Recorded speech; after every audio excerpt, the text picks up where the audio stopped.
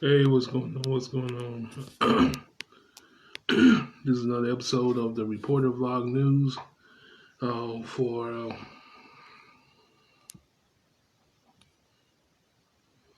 September 10th, 2025 on a Tuesday, on a Wednesday, I mean. Let me see. Yeah, on a Wednesday. Um, got a three-pack to do today. At least we're going to try to get them in. Two brutal ones and I guess you say another chapter in the craziness of Trump. But let's get right into it. First one, New York officials address crime after fatal stabbing of Ukrainian refugee on a public transit. Recently, a guy laid a guy on the bus from Ukraine. I think 23 years old, got stabbed by a beast, pretty much a beast in human skin. Um, and she didn't make it. Let me get right into it.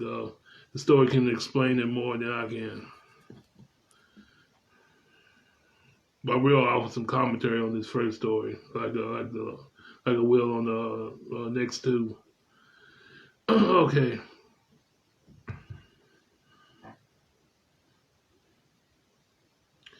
Okay, this is brought to you by NBC News. Um, okay, this is brought to you by NBC News.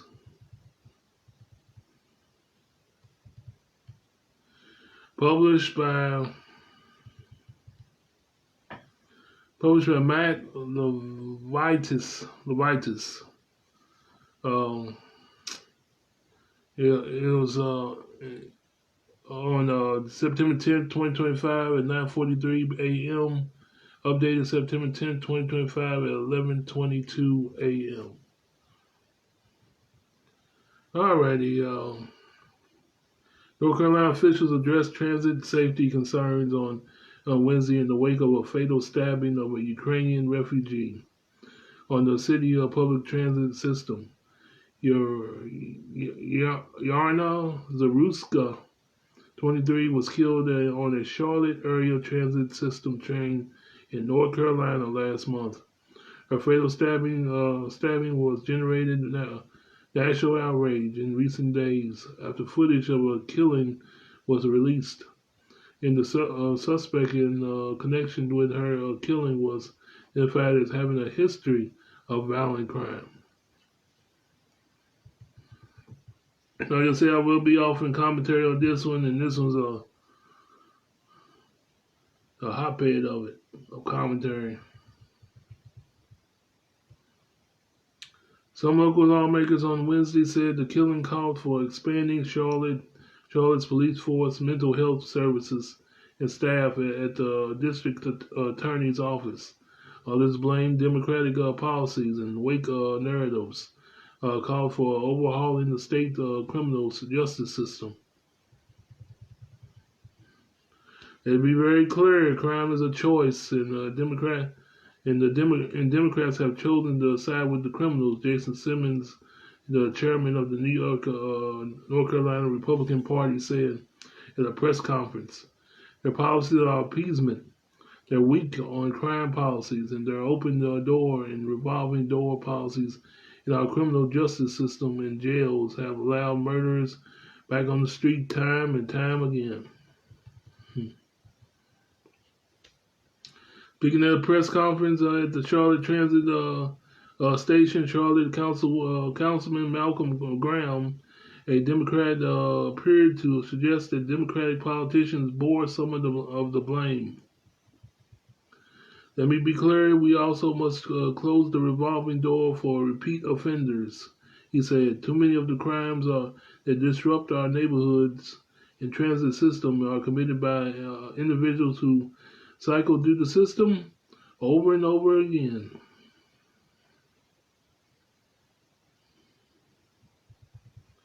Graham added that there's no choice but to meet these moment with clarity of purpose by addressing the root causes, omitting our shortcomings where they exist, and listening to the community voices and acting swiftly to regain public confidence. Zaruska recently came to the United States to escape her country's invasion by Russia, according to her family. Isn't that ironic? Security footage of Zaruska's killing shows her being abruptly stabbed in the neck by a passenger seated behind her without any provocation. Seconds later, without receiving help or any visible concern from other train passengers, Zaruska collapsed to the train floor where she was later pronounced dead. Carlos Brown Jr., therefore, was charged with committing an act causing death on a mass transportation system in connection with the stabbing of Zaruska. Brown has a criminal history spanning over a decade, including felony breaking and entering and robbery with a dangerous weapon, according to court records. His criminal record has drawn ire from some federal officials who say he should not be been on the streets. His criminal record had the tragedy was preventable. Republican Tim Moore, RNC, wrote on X, "There must be accountability. North Carolinians deserve better." White House Deputy Chief of Staff Stephen Miller blames Zaruska's death on the Democratic Party, accusing politicians and judges who are typically apolitical figures of being too lenient on prosecuting criminals. During the White House press briefing on Tuesday, White House Press Secretary Caroline Leavitt blamed the media. Rapsavos shamefully, of all the majority of media, many outlets in our room decided that her murder was not worth reporting on originally, because it does not fit the preferred narrative, Leavitt said. Brown could face life in prison, while parole of the death sentence if convicted of his charges. Lauren O. Newton, a lawyer for the Zaruska's family, said in a statement that the 23-year-old recently moved in with her partner and was taking classes to improve her English. She describes Zaruska as a kind, hardworking, and deeply loved by family and close friends. Arna came here to find peace and safety. Instead, her life was stolen from her in the most horrific way, Newton said. All right, here's the commentary. Republicans cannot say nothing, and Democrats like to say can't say nothing. Republicans definitely can't say nothing because they got a criminal in the White House. So they need to quit all that caring about the justice system. Not when your head man is a criminal, and among other things. But this is a crazy story. I swear it is. She came here to flee from a country's turmoil and ended up getting stabbed on a transit train. And then somehow nobody didn't even bother to even step in and stop the guy. They just watched with their popcorn. Watch with their popcorn in the front row. Remind me of the old days when we was in school. Just watch didn't bother to break it up. They never did bother to break it up. When concerning fights, that is. They never did bother to break it up. They just watched with their popcorn in their hand. But in this case, it's a little bit more serious. It's wow. 23 years old. 23 years old. But he's out a criminal. If he wants to deport people, since Trump likes to deport people, these are the type of guys that need to be deported. But he won't do it. He's going after the immigrants. But like I said, if he wants to really deport somebody, these are the guys that are repeat offenders. These are the guys that need to be deported. But instead, they are floating around in public, waiting to strike.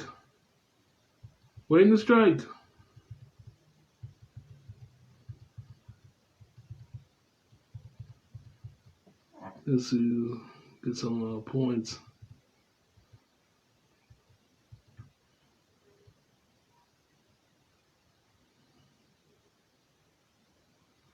But like I said, the Republicans cannot blame. Yeah, but Democrats, too lenient, too soft. Because anytime somebody escapes the court system that much, too lenient. But like I said, once again, if he wants to deport somebody, deport this guy. 34 was Jordan stabbing a 23-year-old just getting off from work for what? And if you truly study the video, the dude pretty much opens up the knife right behind her, and she didn't even know what was coming. Just didn't know what was coming. You cannot continue to blame sickness, mental illness on when it comes to these type of situations. Can't continue to blame. Can't continue to use it as an excuse. Can't continue to use that excuse. That's the crazy thing about it. Like I said, she escaped Ukraine to get away from the war and ended up losing her life on a train. Ended up losing her life on a train.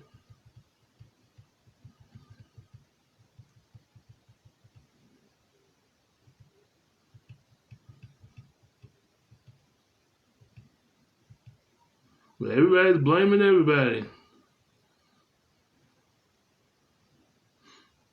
Yeah, everybody's blaming everybody instead of really doing something instead of doing the right thing, and that's deporting this guy.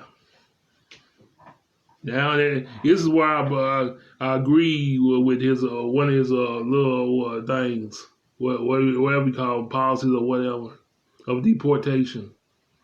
When it comes to a person like this, a criminal like this, that's been getting by in the system for quite some time, or more than 5 times, you gotta go.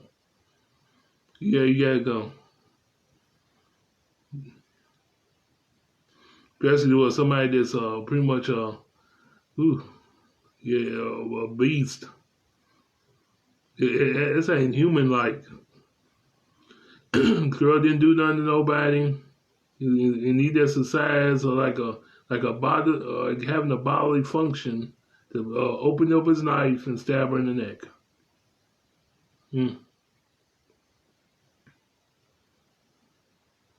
That's what he decided to do. But once again, these are the people that need to be deported. Now, in this guy, my last point on this story is more of a threat than Abrego Garcia could ever be. Then why is Abrego Garcia going through what he's going through, getting threatened to be deported to Uganda, basically being escorted out as any way that's possible out of the United States, and this guy is still floating around, walking around in the United States. Carlos Brown. Let that sink in. You got a nut out here. You got a nut that pretty much Carlos Brown Jr. the Carlos Brown Jr. age 34, has been getting away to the system uh, for quite some time. More of a threat, like I said, than Brago Garcia could ever be.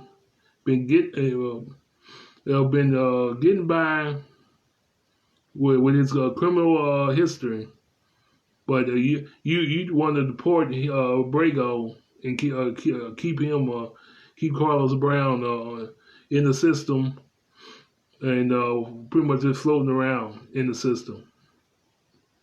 Yeah, see, that's what I'm talking about. It's, you rather separate the Brago Garcia from his family, but you rather keep this nut floating around in the system. And instead of really doing something about the system, you want to blame somebody else. You want to blame the Democrats that before you. When, like I said, you got your head man is a criminal. so Republicans, you cannot blame nobody. You cannot really blame nobody. When your head man, your head leader, your representation of the Republican Party is a criminal. It's a criminal. But let's move on to the second lunatic.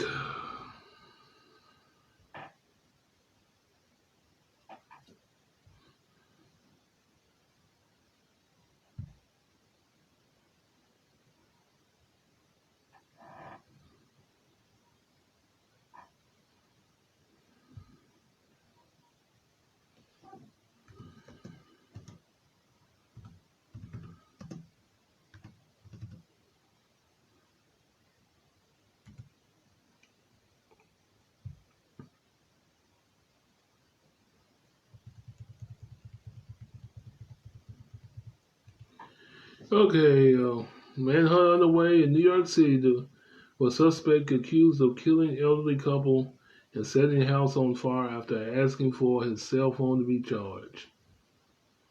Let that title sink in as well. Whew, man.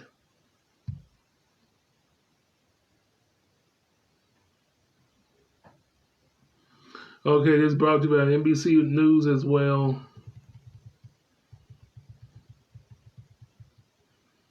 Publisher being Lana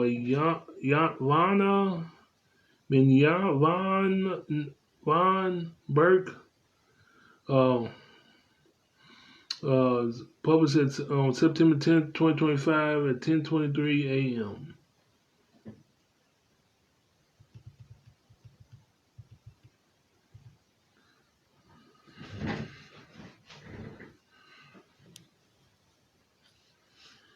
Okay, New York City, a man with a history of committing violent crimes is suspected of killing an elderly couple in Queens before setting their house on fire, police said. Manhunt was underway Wednesday morning for Jamal McGriff, who is wanted in the deaths of Frank Alton and his wife Maureen Alton, 77 and 76. Authorities said McGriff went to the couple's home on Monday morning, claiming that his cell phone battery was dead and needed a place to charge it. Video showed McGriff talking to Frank Alton before he was allowed into the couple's backyard. And New York Police Department Commissioner Jessica Tisch said at a news conference on Tuesday. Frank Alton and McGriff are then seen walking into the home through the back door. Tisch said video showed McGriff leaving the home about 5 hours later carrying a duffel bag and a paper bag, she told reporters. The city's fire department was called to the home around 2 p.m., shortly after the McGriffs left for the report of a fire. Police said that the couple's son, a New York City Fire Department paramedic, received an alert from the parents' security company about a fire at the home. They said that the bodies of Frank and Maureen Alton were found in the home after the fire was controlled. Frank Gardner was located in the basement, tied to a pole with multiple stab wounds, she said.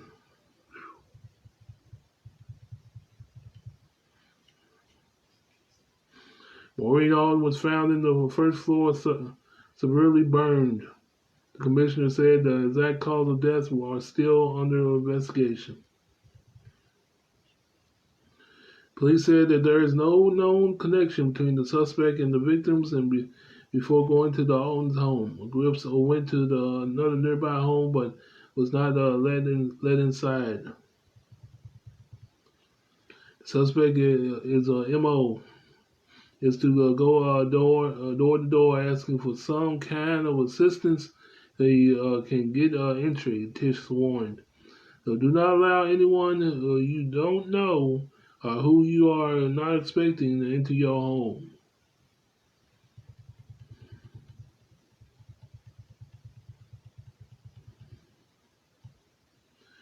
Police said anyone with information on the McGriff's whereabouts is urged to contact Crime Stoppers.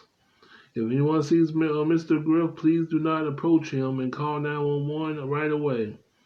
Again, the individual should be considered armed and dangerous, the commissioner said.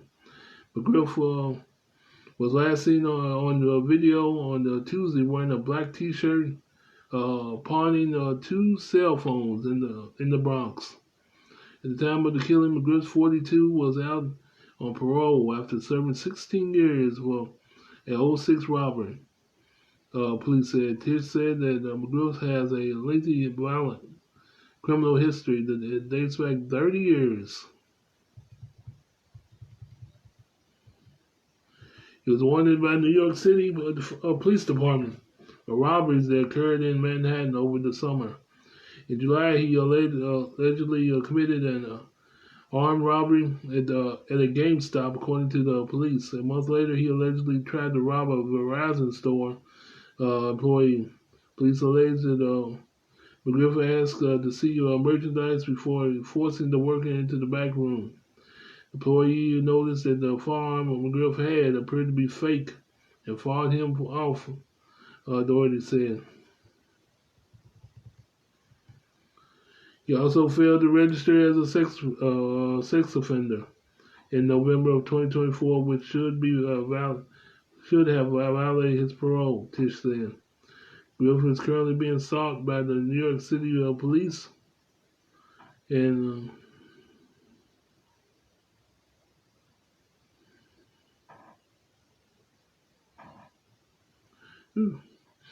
Griffith currently being sought by the New York City police and at the Regional Fugitive Task Force. Basically, the perfect brutal reminder that you never let nobody in your house if you don't know them. But pretty much basically told in the story is the reason why. You never let nobody in. Because you figured everybody else knew the assignment, and you figured you had this nice couple in the sights, and they opened up the door, let them in. That was the last time they were seen on this earth. But yeah, you got some beasts walking around out there. That's all I gotta say on this one. Yeah, we're ready to take advantage of our opportunity.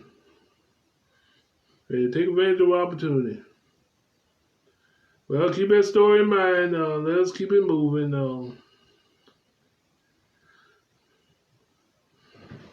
I guess say it's pretty much a follow-up story. Because I don't think they still haven't found them yet in New York. Still haven't found them yet. Let's move on to the final one.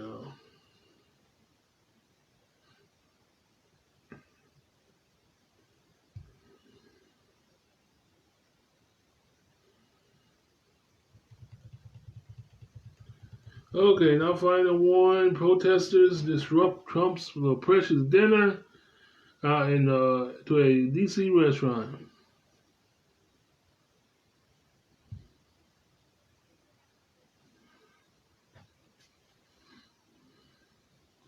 It's brought by NBC News as well.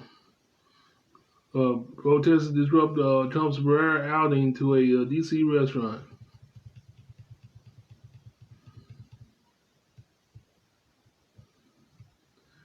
Publisher Raquel Coronel Uribe published on September 9th, 2025 at 11:46 p.m.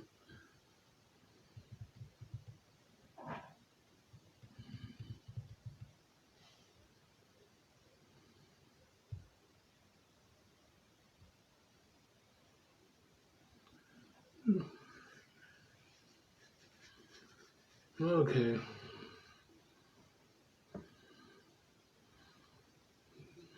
Okay. All right. Washington. President Donald Trump's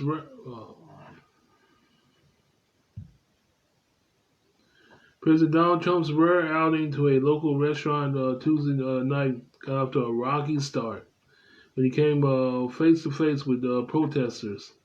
Trump, accompanied by President J.D. Vance, Secretary of State Marco Rubio, Defense Secretary Pete Hegseth, and other administration officials, arrived by motorcade at St. Joe's Seafood Prime Steak and Stone Crab. Less than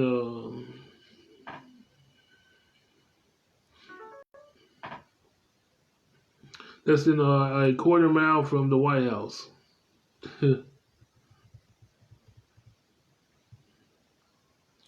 Trump briefly spoke to reporters on the street outside the restaurant, where he was met with cheers and some chants of "Free Palestine." Once he was inside, he was greeted with he greeted restaurant patrons. A group of protesters holding Palestine flags began chanting "Free DC, Free Palestine." Trump is the Hitler of our time. The activist group Cold Pink claimed the credit for the protests in a video on his social media accounts. Trump is seen approaching the protesters, where he stands in front of them and smiles. He then gestures for them to leave, and they are escorted out of the restaurant as the protester says he is terrorizing communities in D.C.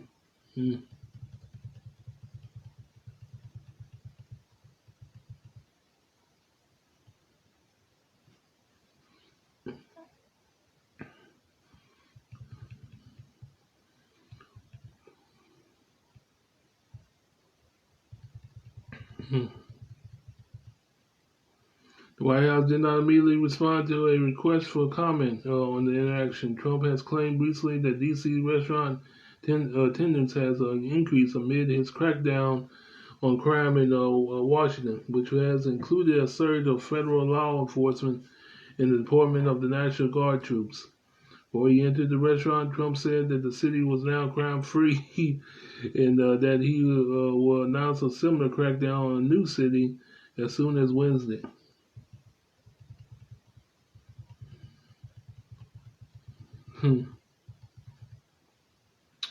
He wanted to take some of the members of the cabinet out to dinner, and here we are.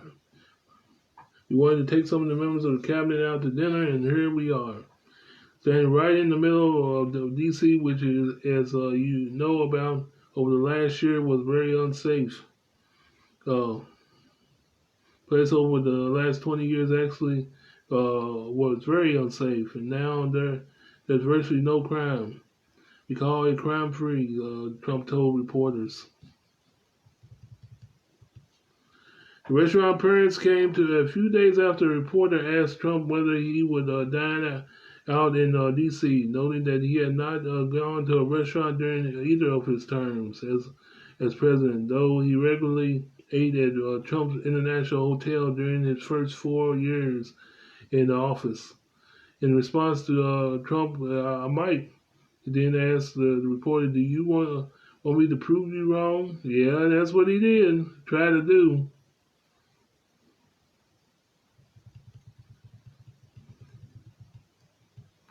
The Old Stone Crab, which was first opened in Miami Beach, Florida, was a location in Miami, Chicago, Las Vegas, Washington, featuring crab dishes that exceed $100. Woo, man. White House Press Secretary Caroline Leavitt revealed what the group ordered Tuesday night. The president and his team enjoyed crab, shrimp, salad, steak, and dessert. The food was phenomenal and the service was fantastic. Thank you, Joe, Leavitt said in a statement. So, the lunatic pretty much fed his ego with that little show. He still looks silly. The crime was alright. Why not? Why the protesters there? It's just another show of another defeat his ego. But he will not go to the any other part of DC. It's always at certain part downtown. Go deeper than that if you want to prove people wrong that DC is a crime free. See, that's the thing. See, anybody can prove that the city is crime free when they go to the south parts of the city. But he won't go to the hard parts of the city. See, that's the thing. That's the situation. He won't go to the hard parts of the city, but he'll go to the easy parts of the city, where there is really no crime, where the National Guard is pretty much bored to death, picking up trash.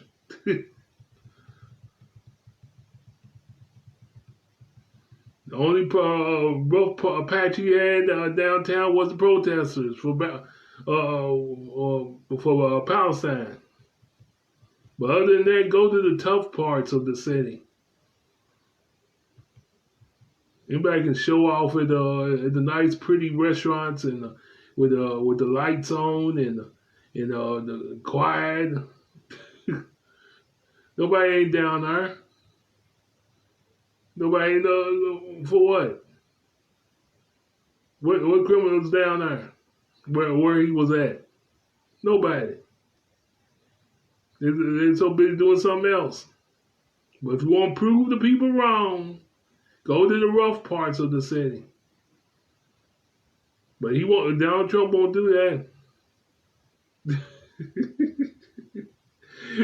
He knows there's a show. There's a show that's make his ego feel better. Once again, food for his ego. Food for his ego. That's what they say with Chicago. If you want to prove people wrong and prove that your way is working, go to Chicago and go to the rough parts of it.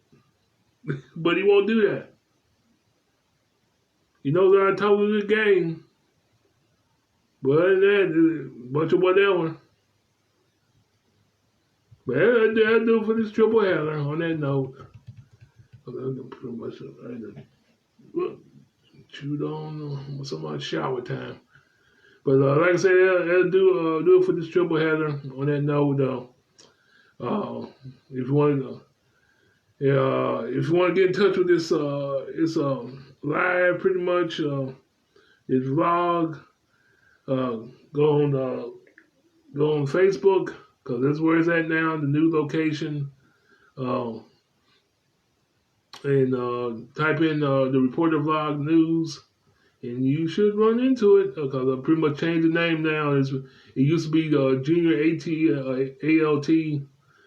Now it's the Reporter Vlog News. It's pretty much shares with Poetic Arts. Because I ain't about to make separate pages for them too. so they pretty much sharing the same content together. But like I say, if you want to get in touch with Reporter Vlog News, go to Facebook, to the search bar, type in the Reporter Vlog News, and you'll be on your way. Be on your way. It's pretty much a profile pic of a news guy from I guess you say back in the 50s at a mic delivering the news. All right, it's another episode of Ed Do It. It's another episode of the Reporter Vlog News for September 10th, 2025. Y'all have a good one. I'm gone.